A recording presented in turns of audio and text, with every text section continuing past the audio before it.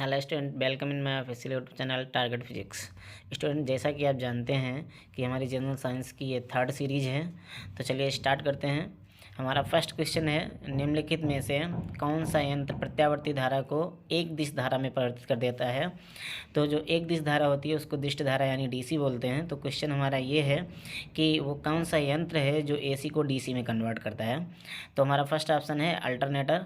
जो अल्टरनेटर होता है वो यांत्रिक ऊर्जा को विद्युत ऊर्जा में बदलता है। कंडेंसर संधारित्र होता है जो वो आवेश को संचित करने का कार्य करता है। और जो ट्रांसफार्मर होता है वो धारा की प्रबलता को घटा या बढ़ा देता है। इसलिए इसमें से जो तीन ऑप्शन है वो तीनों सही नहीं है, तो हमारा ऑप्शन डी सही हो जाएगा, इनमें से कोई नहीं। नेक्स्ट क्वेश्चन करते हैं। नेक्स्ट क्वेश्चन है हमारा, साइक्लोट्रॉन किसको त्वरित करने के लिए प्रयुक्त किया जाता है। तो जो साइक्लोट्रॉन होता है उसके द्वारा प्रोटॉनों को त्वरित किया जा सकता है, इसलिए हमारा ऑप्शन सी सही हो जाएगा। नेक्स्ट क्वेश्चन है, निम्नलिखित युग्मों में से किन भौतिक राशियों के समान विमीय सूत्र नहीं है। क्वेश्चन में कह रहा है कि वो वाला आपको ऑप्शन बताना है जिसमें जो दी गई राशियां हैं उनका विमीय सूत्र समान नहीं है। तो चेक करते हैं। पहला है हमारा बल एवं दाब। तो जो बल की विमा होती है स्टूडेंट वो होती है एम एल और टी की पावर -2। और जो सेकंड उसी में पार्ट है हमारा वो है दाब। तो जो दाब की विमा होती है वो होती है एम एल पावर -1 और टी की पावर -2। तो हम देख पा रहे हैं कि पहला ही ऑप्शन हमारा है जिसकी जो विमाएँ हैं वो समान नहीं हैं, इसलिए हमारा फर्स्ट ऑप्शन ही सही हो जाएगा, यानी बल एवं दाब। तो नेक्स्ट क्वेश्चन करते हैं। नेक्स्ट क्वेश्चन है, एक नदी में चलता हुआ जहाज समुद्र में आता है तब जहाज का स्तर। स्टूडेंट, नदी के जल से समुद्र के जल का जो घनत्व होता है वो कम होता है, इसलिए उत्प्लावन बल का मान बढ़ जाएगा, जिससे जो जहाज है वो नदी की अपेक्षा जब समुद्र में पहुंचेगा तो उसका तल थोड़ा सा ऊपर उठ जाएगा। इसलिए ऑप्शन में देख लेते हैं, पहले जितना होगा थोड़ा नीचे जाएगा और थोड़ा ऊपर आएगा, यानी जो जल का स्तर है वो थोड़ा सा उसको ऊपर उठा देगा, यानी जो जहाज होगा वो थोड़ा ऊपर उठ जाएगा। चलिए नेक्स्ट क्वेश्चन कर लेते हैं। तो जो नेक्स्ट क्वेश्चन है, एक बीकर में पानी पर बर्फ़ तैर रही है, जब बर्फ़ पूर्णतः पिघल जाएगी तो बीकर में पानी का तल। स्टूडेंट, जब बर्फ़ पूरी पिघल जाएगी तो भी पानी का तल ऊपर नहीं बढ़ेगा, तो हमारा जो ऑप्शन है वो डी वाला सही हो जाएगा, उतना ही रहेगा। नेक्स्ट क्वेश्चन है, जब किसी बोतल में पानी भरा जाता है और उसे जमने दिया जाता है तो बोतल टूट जाती है। स्टूडेंट, उसका रीज़न ये है कि जो बोतल है वो पूरी यदि भरी हुई है और उसका पानी जम जाता है तो उस पानी का आयतन कुछ बढ़ जाएगा, जिससे कि बोतल टूट जाएगी। तो हम ऑप्शन चेक करते हैं। लास्ट वाला ऑप्शन है हमारा, पानी जमने पर फैलता है, तो हमारा यही लास्ट वाला ऑप्शन डी सही हो जाएगा, पानी जमने पर फैलता है जिसके कारण बोतल टूट जाती है। नेक्स्ट क्वेश्चन देख लेते हैं। पहाड़ी पर चढ़ता एक व्यक्ति आगे की ओर झुक जाता है क्योंकि।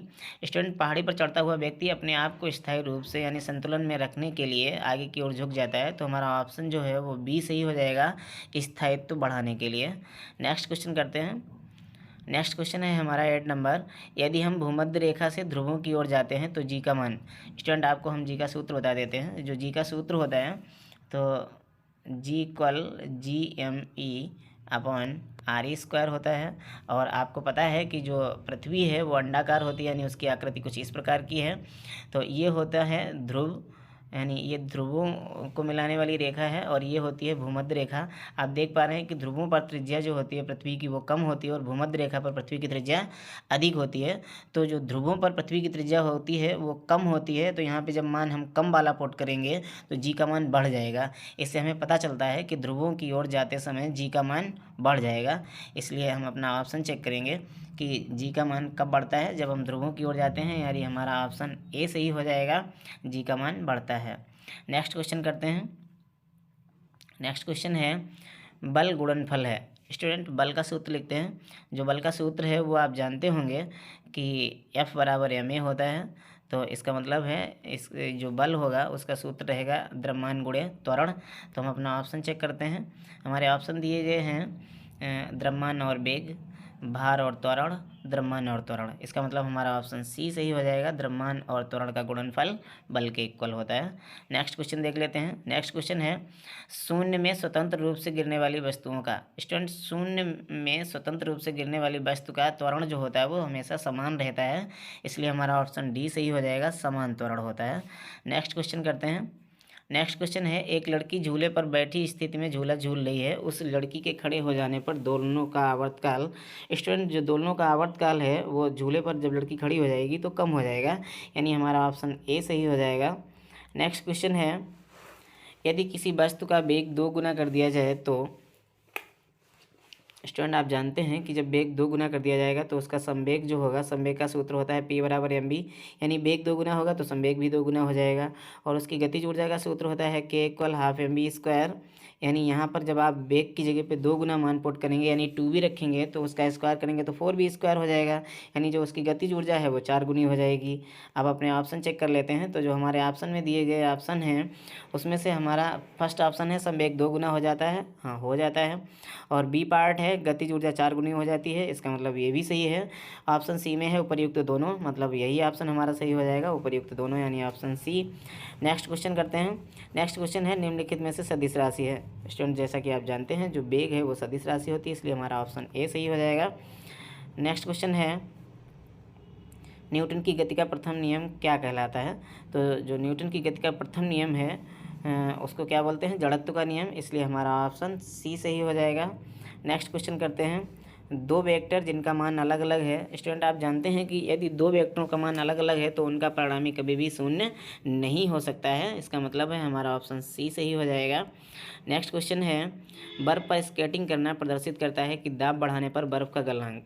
स्टूडेंट, दाब बढ़ाने पर बर्फ़ का गलनांक जो है वो घट जाता है, इसलिए हमारा ऑप्शन ए सही हो जाएगा। नेक्स्ट क्वेश्चन है, जब कोई नाव नदी से समुद्र में प्रवेश करती है तो। स्टूडेंट, जैसा कि हम पीछे क्वेश्चन अभी कर चुके हैं कि नदी की अपेक्षा समुद्र के जल का घनत्व जो है वो कम होता है, इसलिए वो उत्प्लावन बल का मान बढ़ा देगा, जिससे जो नाव होगी जब वो नदी से समुद्र में पहुंचेगी तो उसका जो तल होगा वो थोड़ा सा ऊपर उठ जाएगा, यानी हम ऑप्शन देखते हैं, हमारा फर्स्ट ऑप्शन है थोड़ी ऊपर की ओर उठ जाती है, तो यही क्वेश्चन हमारा सही है, यानी ऑप्शन ए सही हो जाएगा। नेक्स्ट क्वेश्चन है,